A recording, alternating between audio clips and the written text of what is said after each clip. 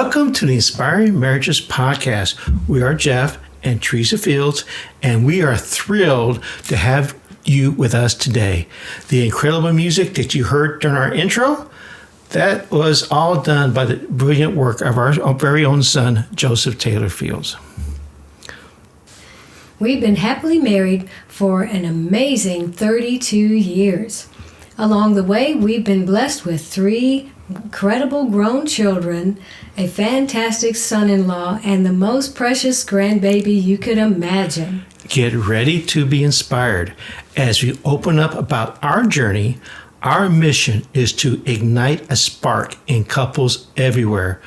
We're all about nurturing deep friendships and cultivating marriages that thrive in every way, spiritually, emotionally, romantically, and physically. Join us on this incredible adventure. Be sure to check out our website at inspiringmarriages.net. Dive into all our previous episodes with detailed show notes that enrich your listening experience. Plus, scroll down to find our Keep in Touch section where you can sign up and receive our latest offerings absolutely free. Don't miss out on the inspiration. Visit us today. Teresa, this week we are starting a brand new series concerning marriage, and we're really going to come up with a definition of marriage I think everyone is going to enjoy. I agree. So this week we're going to start with marriage is exclusive between one man and one woman. And this is the definition that we're going to work with, and it may even change and get more defined as we go along. Mm-hmm. So our definition of marriage, a man and a woman, physically and emotionally intimate, working together in a shared life to help each other realize their visions and dreams, walking with God to fulfill their callings and goals. Amen. Those are all so good. And I know it's going to take more than 4 episodes to cover these 4 main points because there's so much to each one of these. That's right. I think each one is probably a series with it itself. It could be. But our foundational scripture is found in Matthew chapter 9, starting verse 4 in the New American Standard Bible, 1995 edition. Jesus was speaking, and he answered and said, "Have you not read that he who created them from the beginning made them male and female, and said, for this reason a man shall leave his father and mother and be joined to his wife, and the two shall become one flesh. So they are no longer two, but one flesh. What therefore God has joined together, let no man separate." That is so awesome. And you know, Jesus was quoting from Genesis, but he also added his, understanding of what God originally said. He was developing it further so people would understand in his time. And as we read the scriptures, we can understand more about what God originally said to Adam and Eve. This is so good. Would you like me to read the Passion Translation? Yes. All right, the same. Verse 4 and from Matthew 19 says, "Haven't you read the scriptures about creation?" Jesus replied, "The Creator made us male and female from the very beginning." And in the Worldwide English Version, Jesus answered, "Have you not read this? From the time God first made people, he made them a man and a woman." So we're going to start with the definition of marriage. We're going to simplify it. And we're going to say it starts with one man and one woman. That's right. So marriage is exclusive between one man and one woman, or one male and one female. Exactly. And we remember from years ago, our pastor used to talk about God setting up patterns in the scriptures, and this was the pattern he wanted in the earth, the picture of marriage as God intended, and this is what everyone else should be patterning after, not trying to come up with or create their own version of marriage. This is so, so important for Bible-believing Christians to understand. We can't come up with new patterns and say we know better than God how this should go. God set it up this way for a reason. So, Teresa, we have about 5 different areas where marriage is exclusive. Wow. And so, can you read that first one? Yes, the first one is commitment. You know, we make commitments in other relationships and other places, on our jobs, you know, make commitments in our churches or to friends. But this is exclusive commitments in marriage. So right, there are ways that Teresa and I interact with each other, not just physically, but other ways as well as exclusive. I don't do these things with other women. I don't interact with other women this way, and she doesn't so interact with other men this way. Exactly. And I don't interact with other men this way, and she doesn't interact with other females this way. It's exclusive to good. our relationship. There's some things that are said between us are just as for us. Exactly. And it's things that we share, different hopes and dreams that we share with each other for a time. It is private. That's right. It's just in the confines of our marriage. It's and in the those confines. are It's in the safe boundaries. It's in the Those safe are great boundaries. boundary of marriage. What Yes. a marvelous thing that God our Father created for us. Yes. This great thing called marriage, where you can enjoy this relationship with the confines of the safe confines and the boundaries of marriage. Exactly. So as far as commitment goes, we're going to read some commitments in this area. Exclusivity signifies a mutual commitment to each other. And this, of course, is fostering a deep sense of trust and security. We've touched on this before. It means that the couple agrees to prioritize each other in their romantic and emotional lives. And we could even say in the way they spend their time. You know, we've talked about this too. Right. So marriage has to have commitment. Yes, absolutely. It has to have commitment. We have to prioritize each other in all areas, especially like you said, in the romantic and emotional areas of our marriage. That's right. We have to prioritize each other.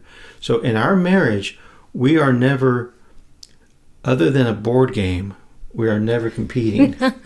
Right. So if you are in a battle with your spouse,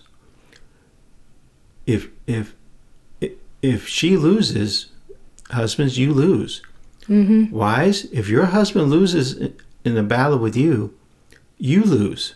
There are no winners in a battle.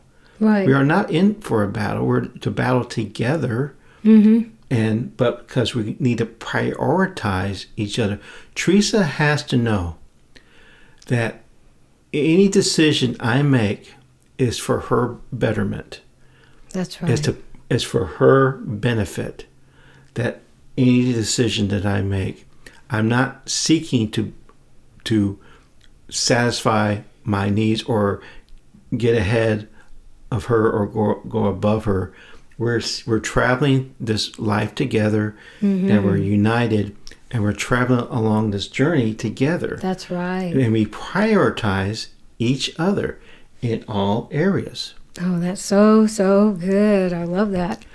So what a big no is you must never threaten to leave. Never. It is never your spouse, your wife, husbands, I'm going to speak to the husbands, your wife needs to know that you're committed to this marriage and committed to her.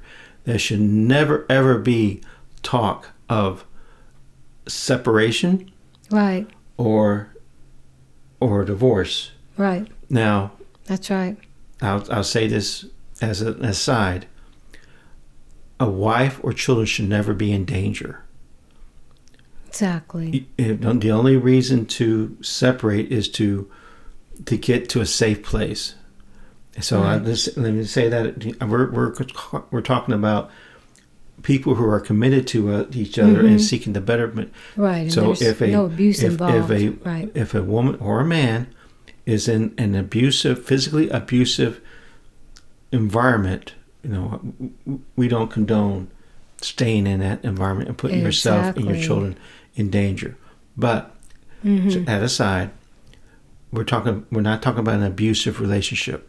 But men, you should never threaten to leave your wife. Wives should never threaten to throw your husband out of the house. Oh, exactly. Not even joking. Not even joking. This is something not to ever even joke about. We've seen it in movies, TV shows. Oh, it's supposed to be so funny. I'm leaving you, and ha ha ha. No, it's nothing to joke about, because even as a joke, that starts to sow some seeds of doubt, some seeds of discord into the relationship, and the enemy would love for us to say those things flippantly. Oh my.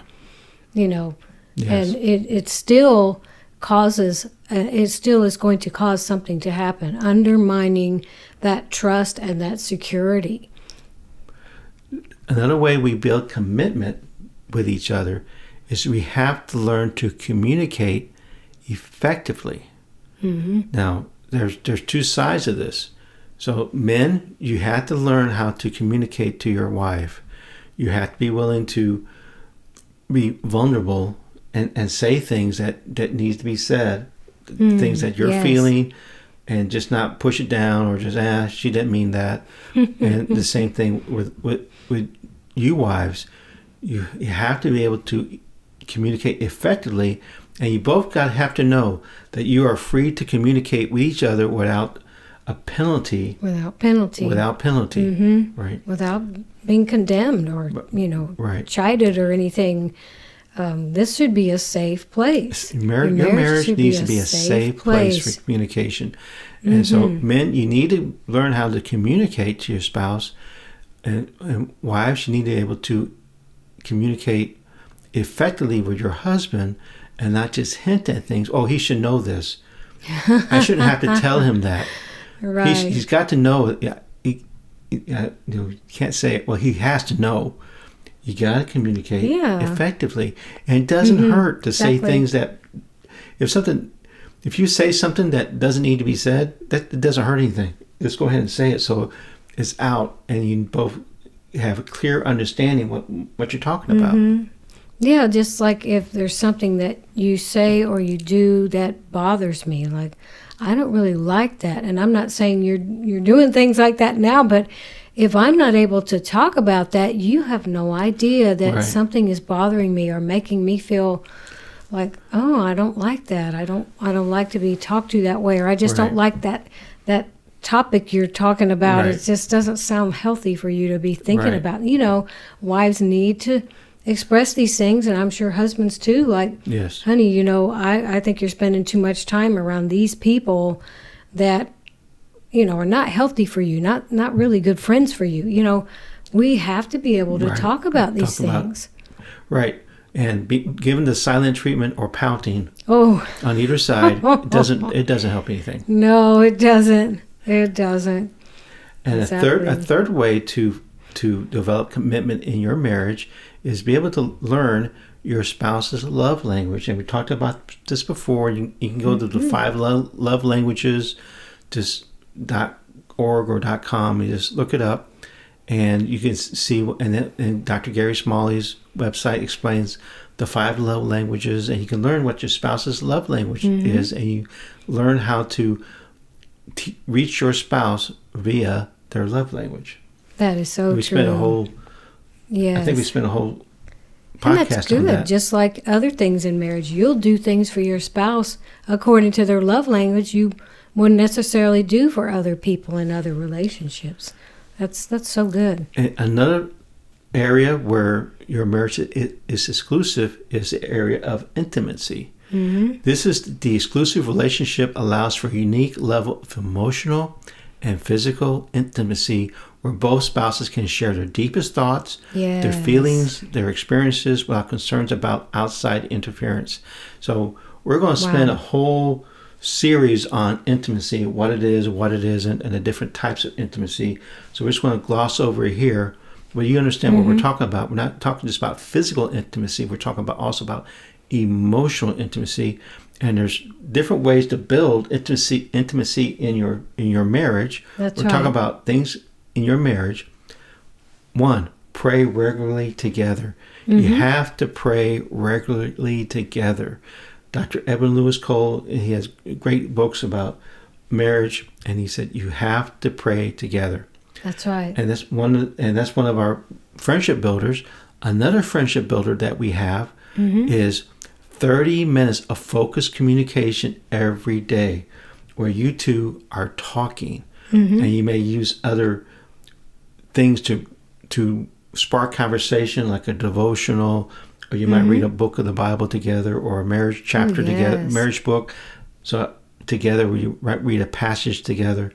There's different things you can do to foster that communication every day. Isn't that That's true, Teresa? Isn't that important in a marriage? It really is, because in this day and time, it is so easy to be caught up with everything else going on, whether it's in your home or outside of your home, in the workplace, and you don't really talk. You know, if you spend time on everything else in your life but forget to just talk to each other, you really are not connecting day by day or from week to week, and you can go a long time with really not knowing what's going on with each other, and that could be a problem. That could really develop into a problem. You don't want a roommate.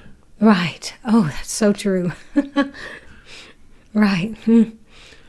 And something else that we discovered: don't wait until the last possible moment to get ready for bed. Don't wait until you're tired to get ready to go to bed, because you need energy to talk. So for physical and emotional intimacy, you need energy.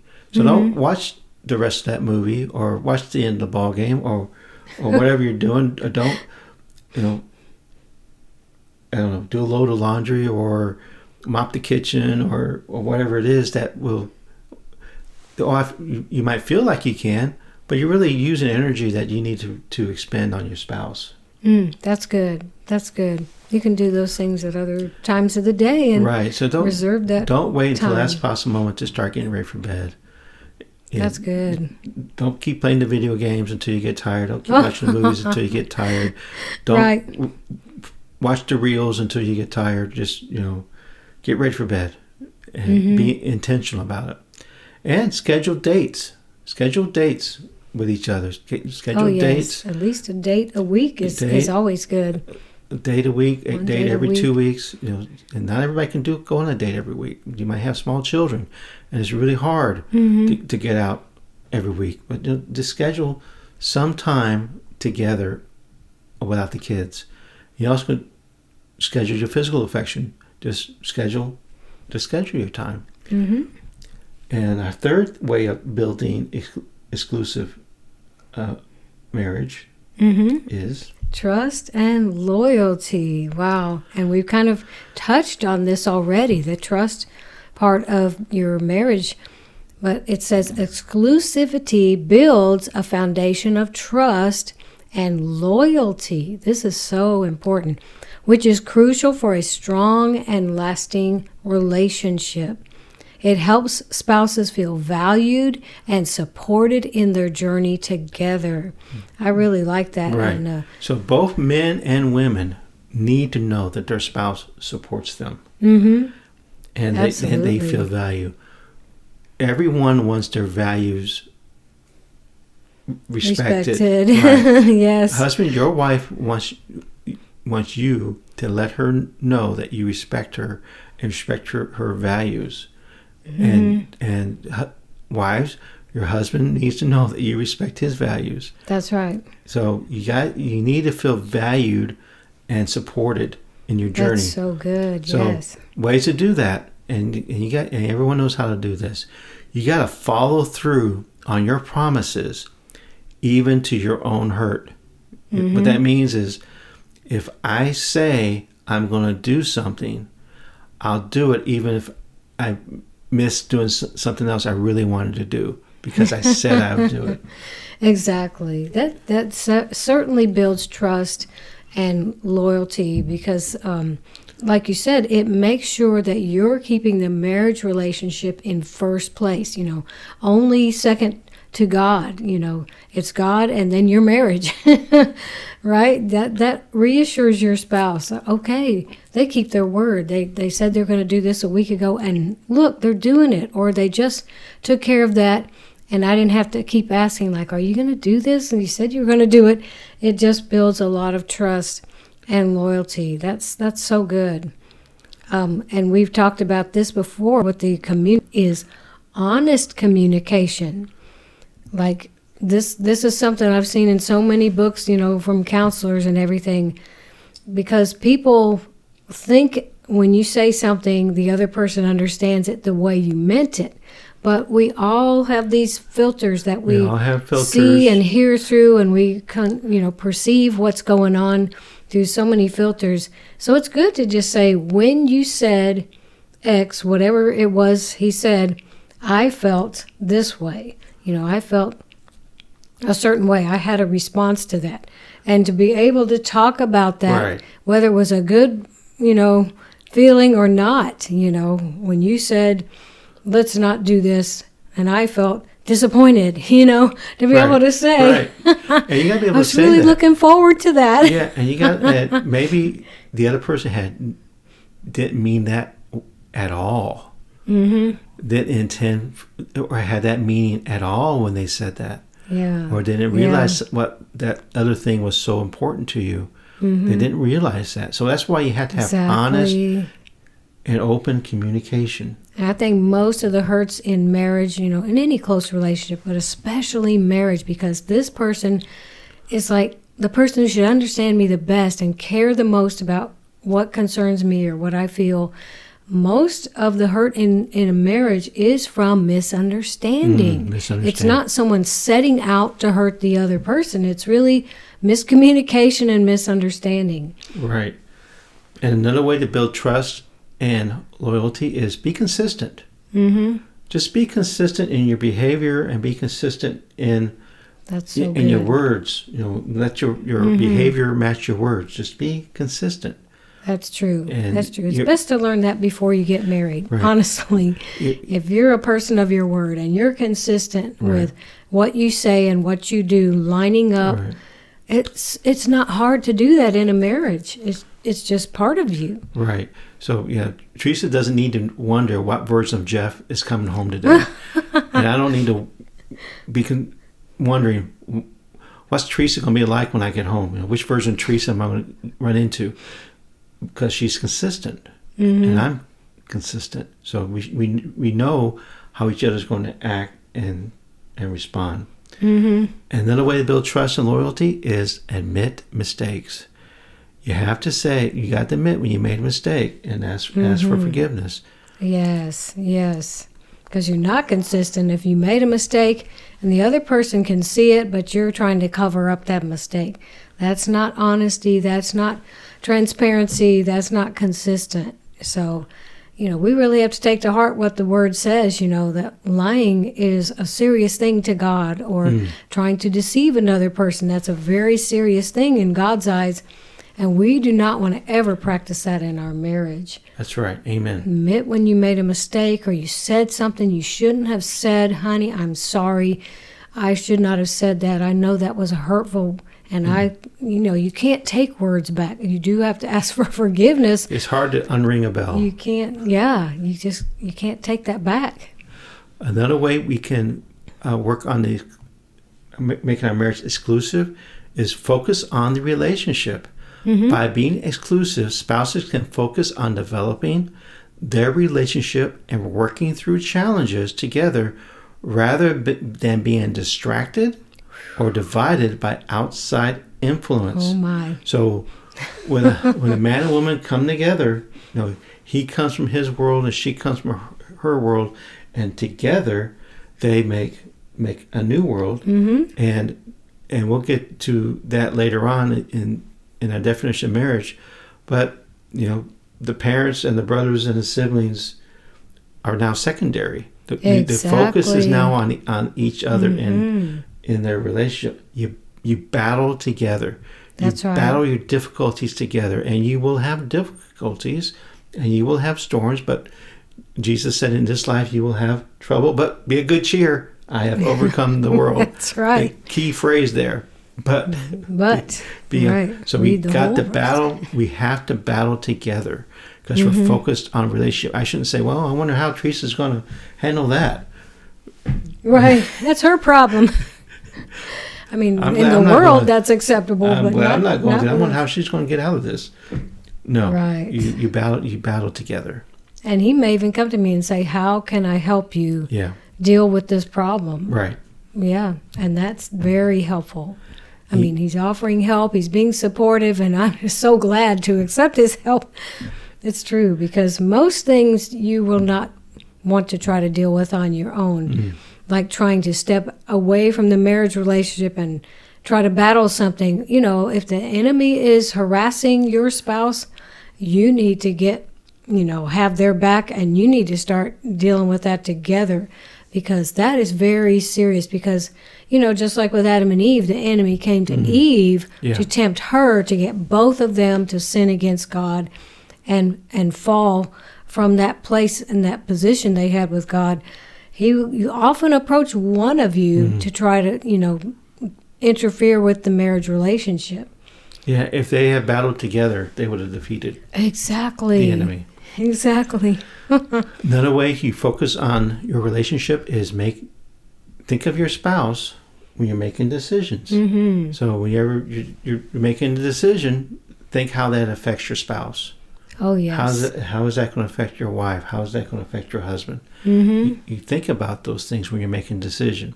And I like that, not making a decision until I talk to Jeff. If someone is asking me to spend money on something, I want to talk to him first, find out if this is something he has peace about. Right. Even though it might be something I really want to do or spend money on or whatever. It really helps to consider your spouse. Oh, yeah.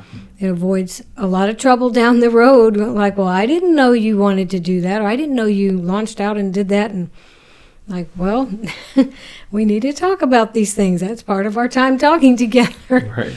Right. And we work on things together. We work together concerning the children. We work together concerning pets. We work together concerning the housework. We work together concerning the yard work. That's so good. So we work together. So that's how we focus on each other, by working together. So a fifth way for us to have an exclusive relationship in our marriage is through shared goals. Exclusivity often aligns with shared goals and values, including those related to family, finances, and life plans, creating a cohesive marriage.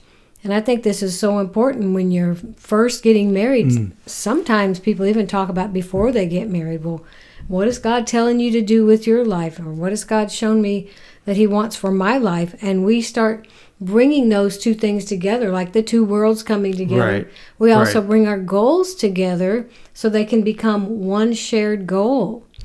Right. And maybe goals like maybe one of you wants further education in some area.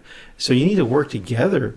If one of you is going to go to school part-time or full-time, the other person has to really pick up the slack and do a lot of other things that they may not have planned to do, but they need to be in agreement with that goal. Maybe you want to get out of debt. So if you want to get out of debt, you have to be in agreement on it. So if Teresa's saving and putting things away and paying down debt, and I'm out buying a new tool that we don't need, it's kind of defeating the purpose. So we have to be aligned on our goals and have shared goals. So you got to be able to talk about your dreams and aspirations. You have to know. So good. Maybe you want to go on a dream vacation to Italy. You have to have those shared goals and plan for those things. So you need to talk about your dream and aspirations, and you need to create goals together. That's right. That's right. Because goals, you can write down the big major goal like the dream trip to Italy, but there are going to be steps that you're going to take together. So set those smaller goals to get to the big goal and attain that. Yeah. And there'll be steps concerning finances and things you do with your time, maybe some things that you want to cut back on so you'll be able to save more for this trip. That you work on that together. And, financial things are such a great example for that, because you really need to know what each other's doing with spending and saving and all of that. Right. To have the same goal in those areas, so there's not just crazy things happening with your finances and causing a lot of stress and disagreement. You don't want that in your marriage. Right. And always encourage each other to grow. That's so good. You are where you are, and you advance where you are through the books you read and the people you meet, really. So as you improve your education, whether it's formal or informal, encourage each other to grow in different areas and not become stagnant in your education. Always be reading something. That's always right. be furthering your education. It's so good to be learning. When I was a mom, to me it was like going back to school again. I was relearning a lot of things that I wanted to learn, like the mathematics, but the history, the science that I got exposed to with my children's courses and everything they were taking all through, kindergarten through 12th grade. It was like I was relearning so much that I feel like I kind of missed in education because a lot of teachers don't teach, and for kids to just kind of grasp things on their own is really hard. So I really enjoyed that. But you're so right. Reading books, especially, encourage each other, to grow spiritually, because like we've said, as your marriage develops, you're going to encounter things that you didn't encounter before. You're going to need to be stronger and stronger and have faith to tackle things together. And you're going to need to be innovative and creative. And that takes growing as a person. It really does. It does. It really does. Yeah, I think we can see that when marriage is exclusive between one male and one female, that it's going to be a strong marriage in all these areas. Yes. Commitment. Yes. Intimacy, trust and loyalty, relationship focused, and shared goals. Yes. That is a great benefit to having an exclusive marriage. It really is. Exciting news. You can catch our audio podcast on Apple Podcasts, Spotify, and Amazon Podcasts. We would love to hear your thoughts. So please leave us a review. Do you prefer watching? Head on over to YouTube and search for the Inspiring Marriages channel to see us in action. And for the ultimate convenience, listen with your smart devices. Just say, Siri, play the Inspiring Marriages podcast. Join us wherever and however you prefer to tune in.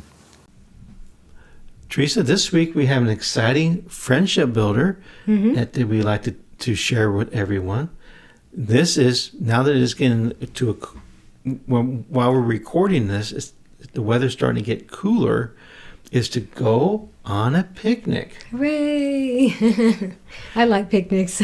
So it just pack a lunch, or go buy lunch, and just go to a nearby park where they have benches, or go, if you want to go someplace to lie on the ground without ants, and enjoy the scenery and just enjoy not have your devices on, and just be able to enjoy your time out together. It's so relaxing too, to get out where there's sounds of nature, like birds singing, or if you're near a little creek or a river, water running. It's just, being outdoors is very refreshing. So it's just a friendship builder, and it also just makes you feel refreshed and relaxed if you just needed a break from a hectic day, whatever it is, have a break from work. It's really nice. It's a nice thing to do together. So this week's Friendship Builder is go on a picnic. Stay connected with us across all platforms. Join our vibrant community on Facebook, Instagram, and YouTube. Make sure to like, follow, and subscribe for the latest updates and behind-the-scenes moments. Got something on your mind? Shoot us an email at inspiringmarriages@att.net. We are all ears for your questions, suggestions on how to enhance this podcast, and ideas on topics you would love us to dive into next. So let's keep the conversation going. So remember, Husband and wife are friends for life.